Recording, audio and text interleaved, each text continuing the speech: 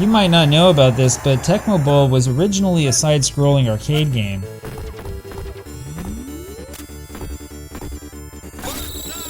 There were only 2 teams, though you could play with 4 players if you wanted to. There were no play calls at all.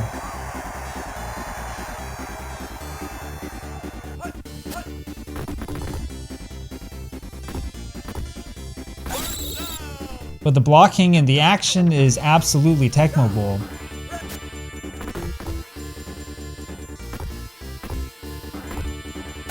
And once you figure out what you're doing, the game is actually really easy. It's really not a great game, to be honest with you, but it's an important game, and you know, it's really going to be adventure when I'm starting the video off saying stuff like this. Anyway, I'll show you why. Now, the first thing you'll notice about the Tecmo Bowl arcade game is that the screen is like really wide. As you can see from this picture, this really was a widescreen game. I'm guessing they set it up this way to make room for all 4 players. However, as you can see here, the screen is zoomed in quite a bit, which means that you can't see a whole bunch of the field.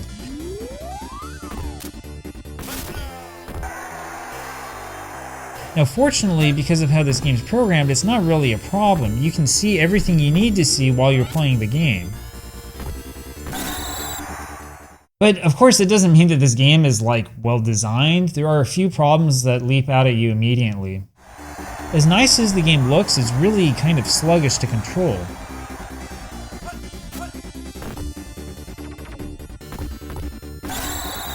And the worst part of this game is passing, which unfortunately is a really important thing.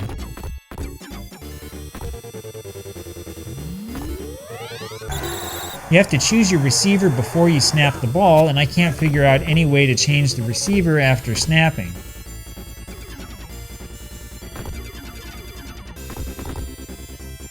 And it's really hard to figure out if the guy is actually covered or not. The computer is relentless when it comes to intercepting passes. So if you thought that throwing an interception in Tecmo Super Bowl was really frustrating, you really should stay away from this one.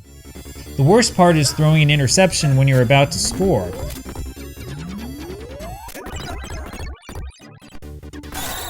I recommend running the ball instead when you can see the goal line.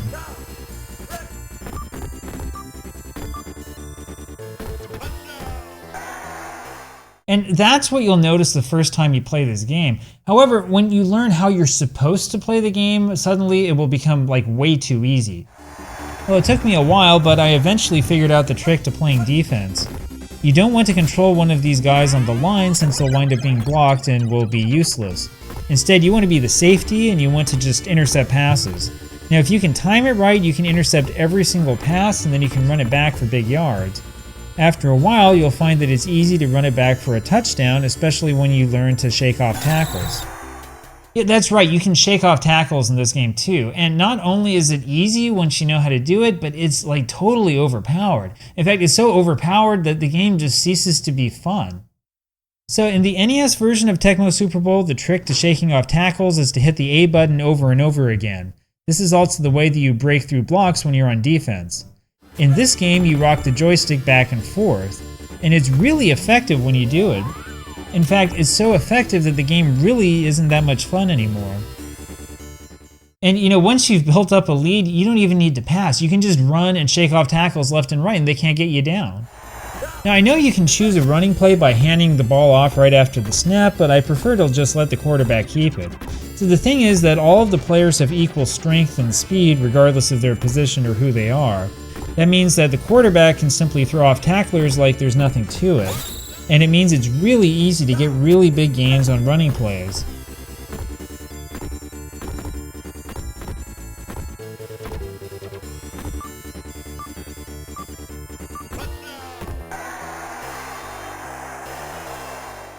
Now, of course, this would be different if you were actually playing like 2-player or 4-player like in the arcade. That's probably a lot more fun.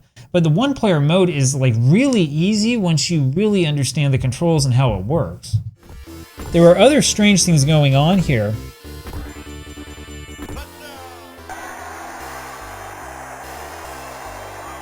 After you score, you get this weird screen where you look at the audience and there's a lot of skin. You get these cheerleaders who stay on the field at the start of every half.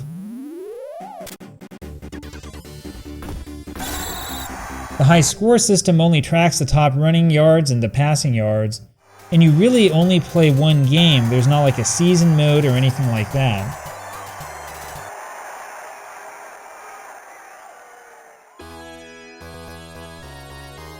So in short, this is actually a pretty run-of-the-mill football arcade game. I mean, it's better than the other arcade football games that were out in 1987, though that's not really that hard. First of all, because there wasn't many of them, and second, because they all suck.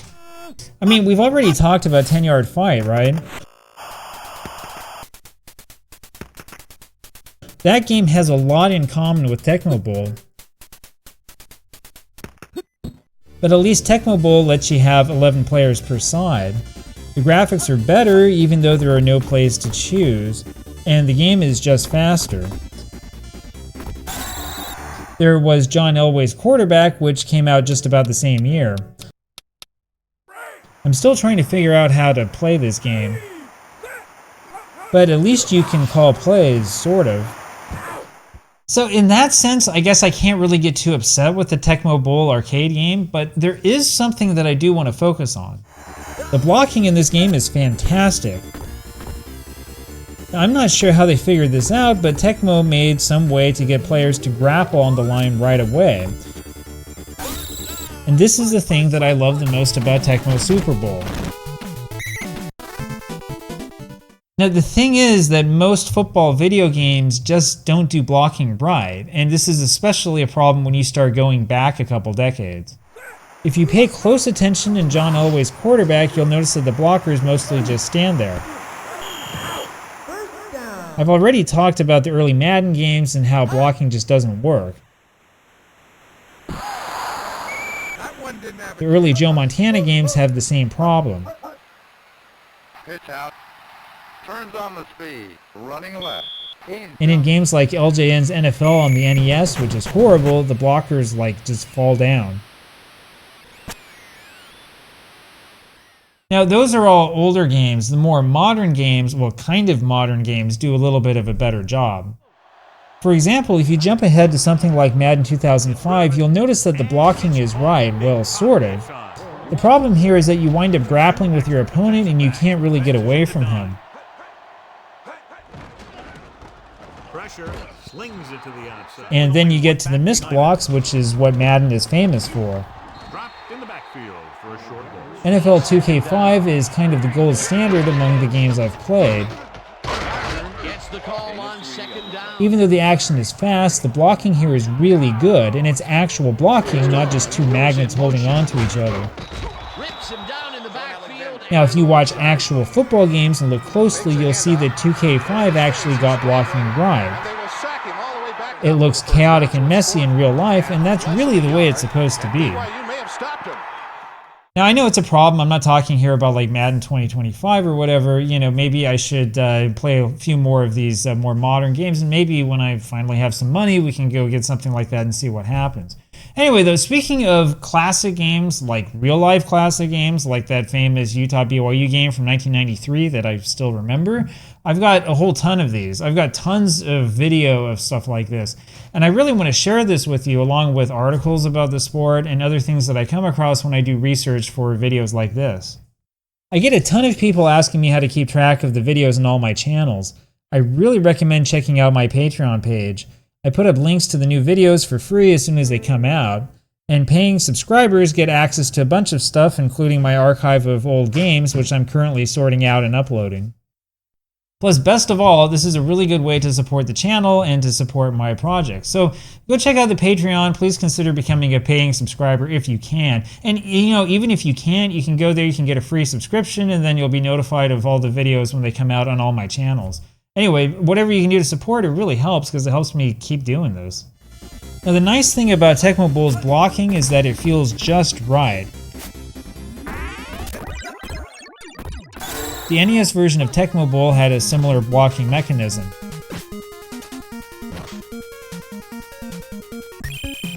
And of course, Tecmo Super Bowl has perfected it. Of course, as you play through a season in Tecmo Super Bowl, it becomes harder to just pound the rock and punish the defense. But it is satisfying to play even when it's harder. Now that blocking mechanism really, in my mind, is the best part of Tecmo Super Bowl. Tecmo did an excellent job developing that, and it started here with the Tecmo Bowl arcade game. I just wish that the rest of this arcade game were better, that's all. The problem is that it's too easy to play this game once you figure out how to intercept passes. And then you can just score at will once you know how to throw off blockers.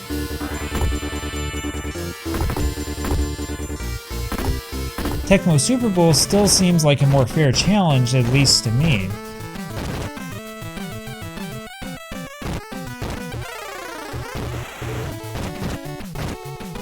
The Tecmo Bowl arcade game looks nicer, sure.